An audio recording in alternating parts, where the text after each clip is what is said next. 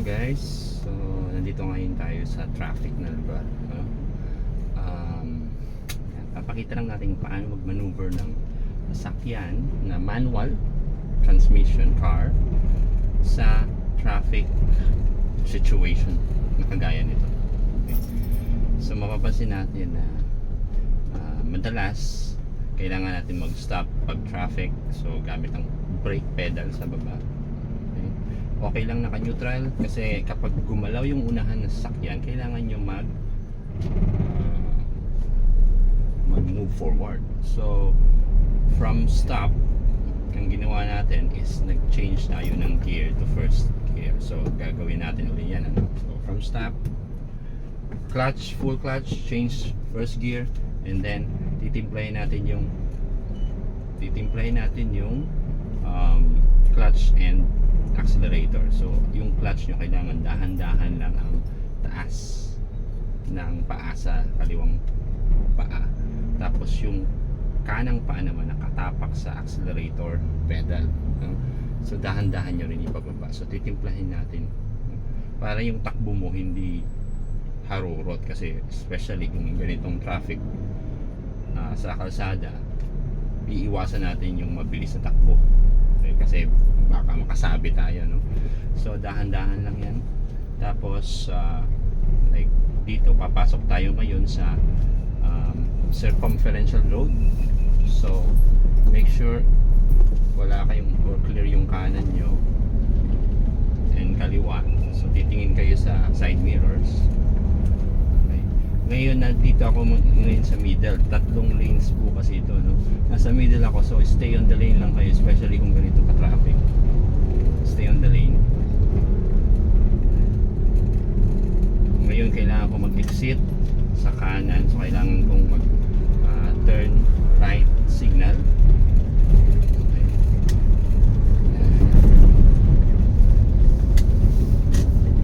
Yun. So ngayon nakalabas na tayo sa traffic, pwede na natin i-shift from first gear to second gear. Okay, so yung ginawa ko kanina is nag full clutch ako, change to second gear, tapos pwede ko nang bitawan yung clutch kasi umaandar naman. So make sure or take note na kapag umaandar kayo, moving vehicle na kayo, okay, pwede niyo agad bitawan, okay, yung clutch, tapos accelerator na lang yung nasa kanang paa. Ngayon yung kaliwang paa nyo, kung hindi naman nakatapak sa clutch, pwede nyo ilagay sa footrest dito sa pinaka left side. May elevated room para sa paa, no? Sa tabi ng clutch merong space dyan for your left foot kapag hindi nyo ginagamit yung clutch. So ngayon accelerator lang tayo. Kung yan, mapapansin natin maluwag sa unahan, tumatakbo lang ako sa 40 km/h and maluwag naman yung kalsada. Kung medyo gusto ko mag increase ng speed ko, kailangan natin i-shift sa 4th gear. So mamaya from 3rd gear i-shift ko na ngayon dahil clear naman. So full clutch 4th, and then release ng clutch, accelerator.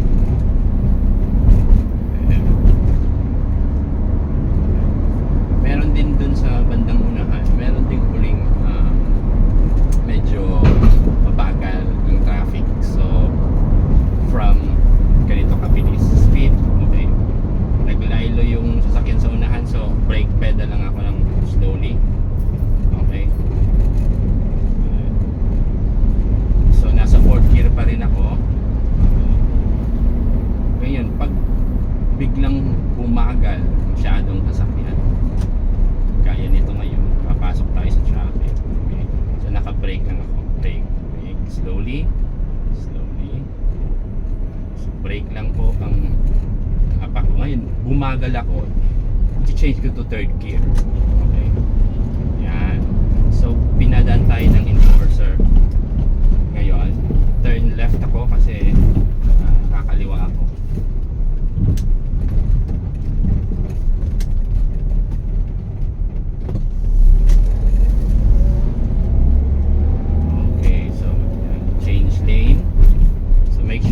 change lane po tayo, nagte-turn signal din tayo.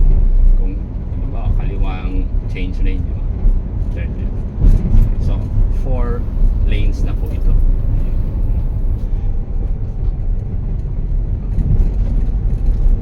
So mapapansin natin yung markings dito sa 4 lanes. Sa inner lane po ako, ano? When I say inner lane, from the middle, nandito kayo sa leftmost. Pag outer lane, nasa may edge part kayo.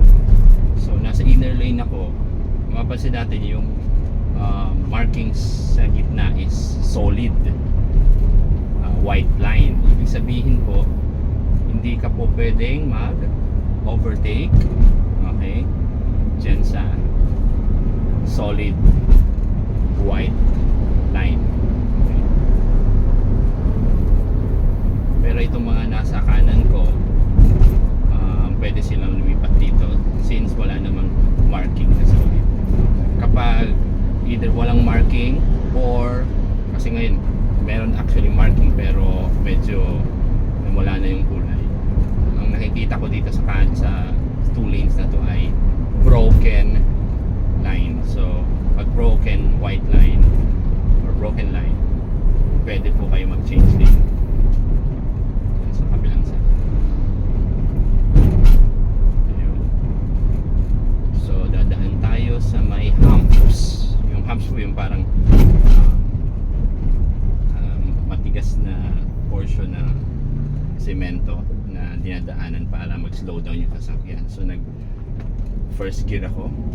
Okay.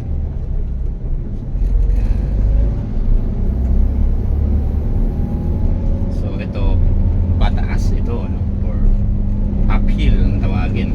Okay. So ito alalay lang sa brake kasi kung halimbawa may mga in case of emergency, although syempre pag paakyat madalas accelerator ka para umakyat ka. Ngayon pag pababa naman, huwag na tayo mag-accelerate. Okay? Pwede kung clear masyado, pero most of the time brake po ang tinatapakan sa downhill. Okay? Kasi pababa naman siya. So okay, alright. So from first gear ulit. Okay. So first gear, second gear. Okay. So pag pababa, usually brake yung inaalalayan mo. Pag pataas, accelerate, pero at the same time in case of emergency, kailangan naka-ready yung paa mo sa brake.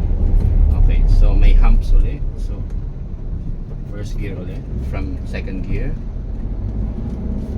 So first gear ulit, second gear now kasi gusto ko nang bumilis yung takbo. Third gear. Okay.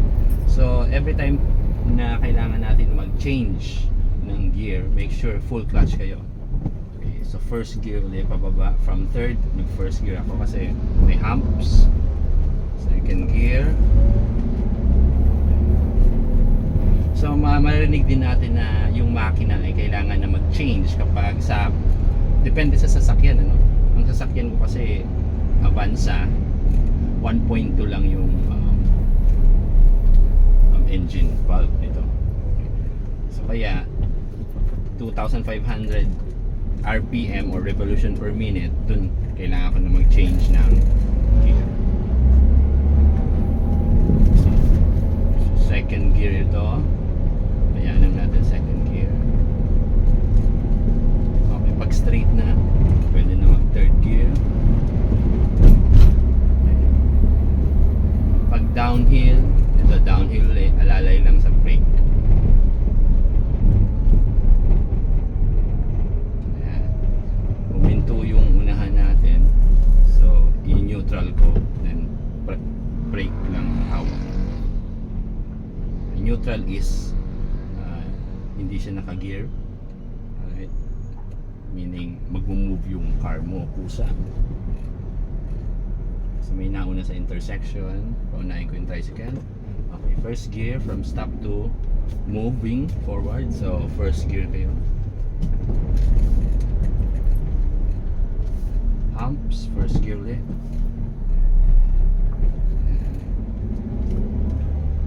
Second gear. Ayan.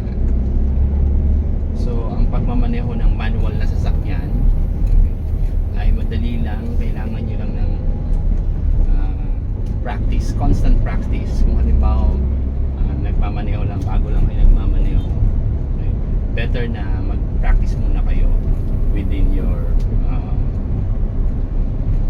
yung malapit lang sa bahay, within the area of your house or kung saan kayo nakatira. And then once confident na tayo, that's the time you change yung ano nyo into wider space, yung medyo malaki na yung kalsada. And make sure pag nagda-drive tayo, okay, kailangan laging clear yung mga pupuntahan natin. Hindi tayo pwedeng tatawid lang sa intersection without double checking. Okay. So mag left turn ako from intersection. So mapapansin natin may mga naunang sasakyan sa unahan. So okay. So first gear ako, dahan-dahan, alalay. Okay. Unless na may clear lane na dito sa harap. So sa ngayon nauna na yung mga going there. So mag-aantay lang tayo ng chance natin. Okay lang na matagal kayong tumawid as long as it's safe bago tatawid or bago pumasok sa ibang lane. So papakaliwa ako kaya naka left turn signal ako. Ngayon may mga sasakyan na nagbibigay naman ng daan, pero sa ngayon since ito main highway kasi national road ito, so more priority sa kanila. Okay, medyo may space sa unahan. Okay, pwede na tayong magkaroon chance pumasok, pero may nauna ulit. Okay, so pwede na tayo pumasok. And kapag pumasok po tayo ay stick to the leftmost kung left kayo, no? So it means pag pumasok kayo sa intersection pakaliwa, normally dito kayo sa inner lane or yung leftmost lane. So stick lang kayo dyan. Huwag kayong pagpasok nyo ay nasa outer agad kayo, kasi usually main highway meron ding sasakyan na dumadaan dyan sa may outer lane. So wag nating abalahin sila. So ikaw, kung sa part mo ay kailangan pag left turn mo kailangan mong kumanan sa pinaka rightmost, kailangan pumasok ka muna sa innermost, sa leftmost. Then once na nandito na kayo, saka kayo mag turn right kung gusto nyo mag-park din sa kanan. Huwag tayong dediretso dun sa kabila, kasi iiwasan po natin yung aksidente. Kasi pag ganitong national highway, mabibilis yung sasakyan, may mga trucks pa. So, i-avoid natin yung kung dun agad tayo sa kabila. Ngayon kung halimbawa mag-right naman kayo, syempre right is dapat lagi kayo nasa outer naman. Okay? So pag outer, pag nagkanan kayo, outer lane din kayo magstay. So may biglang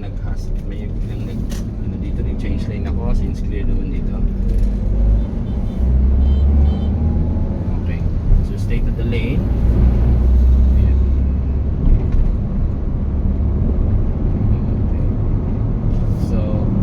Ito, meron namang traffic, hindi naman may iwasan dito, no?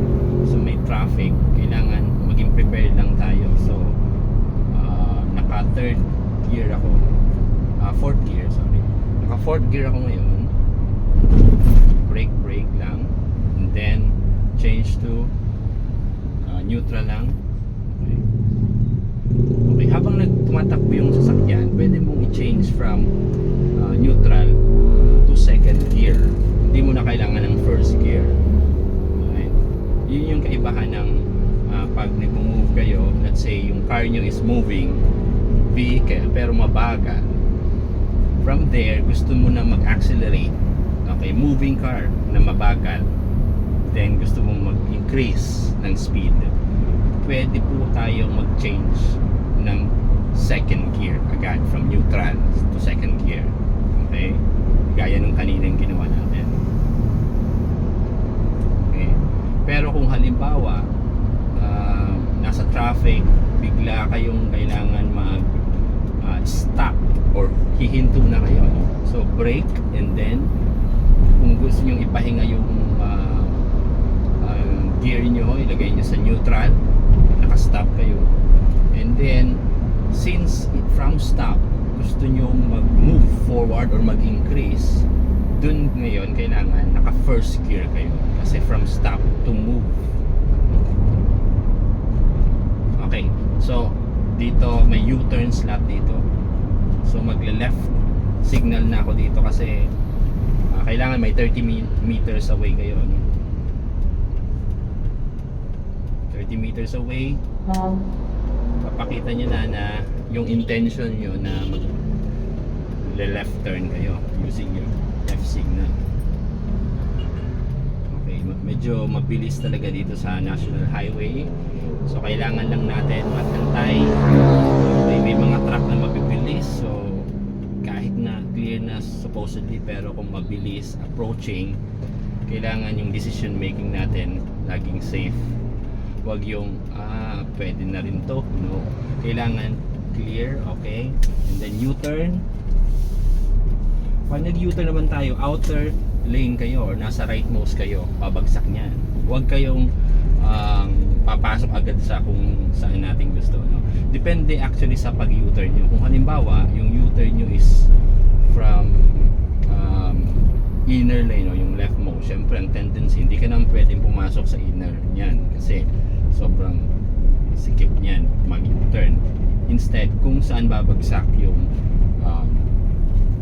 kung saan ka papasok after mag-U-turn mo ng manubela or mag-ikot. So ako, nung pag-ikot kong ganon, slight lang yung ikot ko, kaya nasa outer lane ako. And since nandun ako sa outer lane, stick lang ako sa outer lane. Ngayon, nasa outer lane, may mga tao dito sa right side kasi slowest part ito. Okay, at merong lumalabas din ng mga sasakyan. So kung gusto kong kumaliwa, mag-turn left ako, tapos pag clear na, saka lang tayo lilipat ng change ng lane, change lane, no? Tapos ihinto na natin yung turn signal. Okay, so nandito na tayo sa second lane kasi third lane ito. From outer, lumipat ako dito sa second lane. Naka third gear ako, so full clutch, fourth gear kasi maluwag naman sa harap ko. So tumatakbo na ako ng 60 km/h ngayon. Okay. Pero kung halimbawa gusto ko pa mag-increase at clear naman yung kaliwa, change lane uli ako. Alright? And then i-increase ko yun from 4 to 5th gear. Alright? Pero since may mga motorsiklo sa kaliwa ko, hindi ko na kailangan mag-increase or magmabilis. Dito sa lane ng second lane, pwede na up to 60 km/h.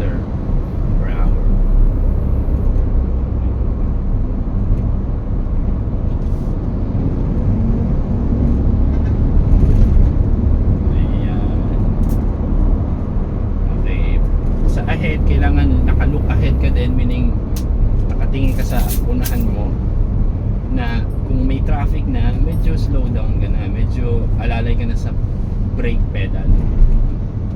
Okay, fourth gear, lilipat ko lang siya sa third gear, tumatakbo pa naman tayo ng mabilis-bilis. Okay,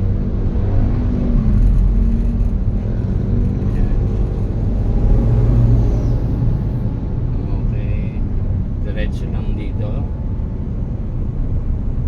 intersection to ngayon, pero since ang road letter T, priority pa rin tayo na dumiretso.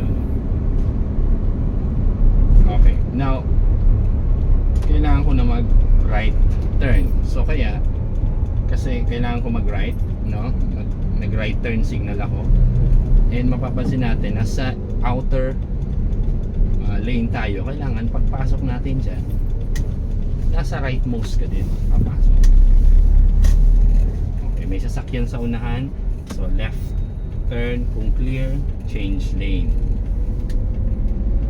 Okay, then stop yung signal. Okay, so yung sasakyan dito ngayon sa harap ko ay tricycle, mabagal, pero nasa leftmost siya. Remember, kapag mabagal tayo, stay to the right tayo, no? Ang nangyayari, ang iba nag-stay sa left lane, which is mabagal yung sasakyan mo, kailangan dito ka sa right most lane. Okay? So pag slow moving vehicle, right? Pag fast moving vehicle, left. Alright? Okay.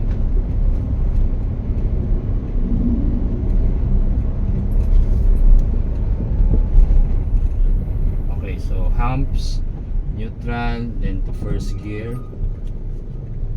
Okay, intersection. Pwede ka mag-stop muna kung marami pa yung sasakyan dumadaan. Once clear, okay, pwede na tayong umakyat.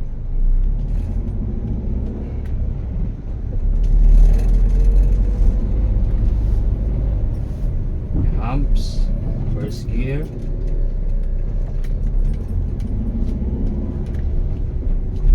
Ayan.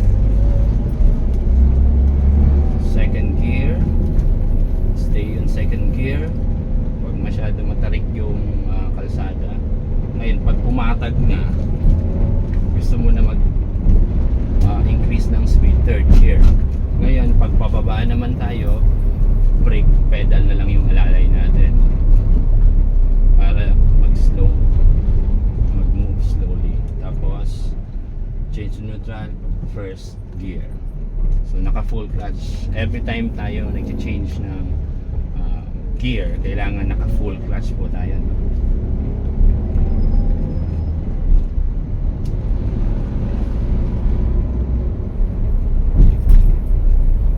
Okay, malalay sa brake, and then full clutch, first gear. So ibabalik natin sa neutral lagi, kasi itong part ng neutral sa cambio or tinatawag na shift gear, ito yung starting point ng lahat ng gear nyo. Kung gusto nyo mag-move ng first gear, second gear, third gear, usually nandun sa gitna magsisimula, no? So gitna ko, neutral, and then first gear.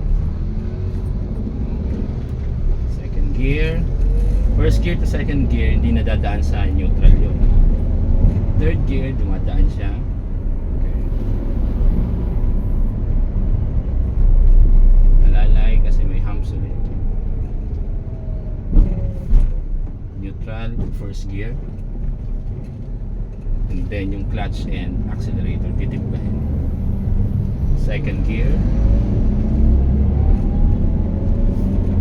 Third gear. Ito yung slope naman na to, hindi naman ganun katarik, so kaya nag third gear na ako. Medyo slant lang ng konti. Pero once na yung slant, yung slope niya ay medyo matarik na, recommended first gear. Alright? Laging first gear pag sobrang matarik.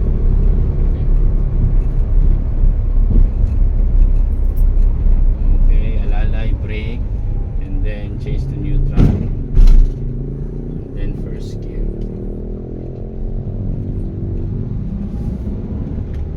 Okay, may dadaanan tayo mamaya ulit na traffic. So yun naman tatandaan kapag nasa traffic, yung condition is congested masyado or mabagal masyado yung sasakyan ng mga nasa kalsada. Normally, lagi tayong nasa neutral, brake, and then from stop, first gear ka lagi. Okay. And alalay. Okay. Alalay lang dun dun sa clutch and accelerator. Titimplayin mo lang na ang takbo mo below 10 km, like minsan 2 km per hour lang natakbo. Konting takbo lang kasi traffic. Okay.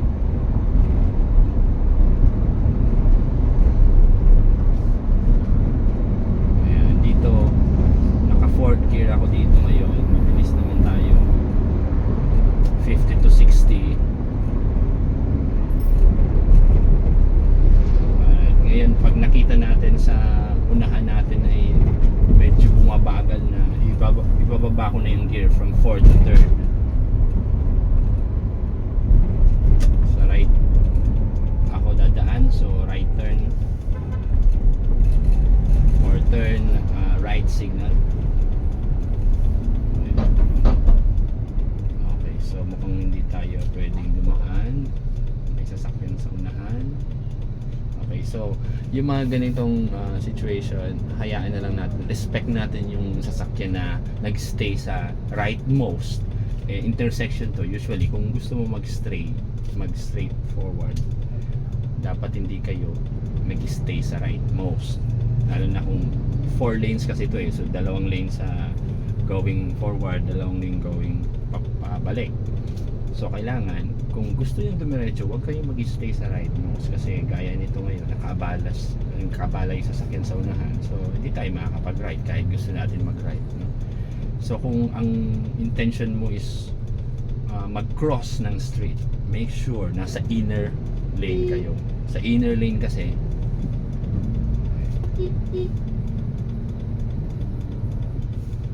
so wala tayong magagawa, meron sasakyan, so may bumibisina sa likod pero wala naman tayong magagawa. Respect na lang yung other road users. So antayin na lang tayo ng chance natin na maging clear yung lane or yung lane na to before tayo mag-ride. So yun nga sinasabi ko, kung straight kayo, innermost kayo para straight yung ngayon kung magda-turn right kayo, dapat nakapwesto kayo sa outer lane or nasa may edge lane kayo. Yan.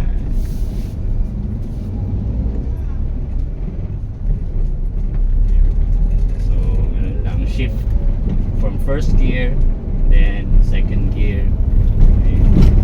Then kung bumilis na dahil maluwag na ulit, third. Okay, so tatabi ako. Alright, so nag-right signal ako and then start to neutral. Okay, ayun, so I think okay na. Sana may natutunan tayo ngayong araw na to. Make sure, remember, from stop, kailangan mag-move kayo. Example is to change your gear from neutral to first gear. Dun tayo nagsimula. Okay, para yung engine hindi nabibigla. Alright, so thank you.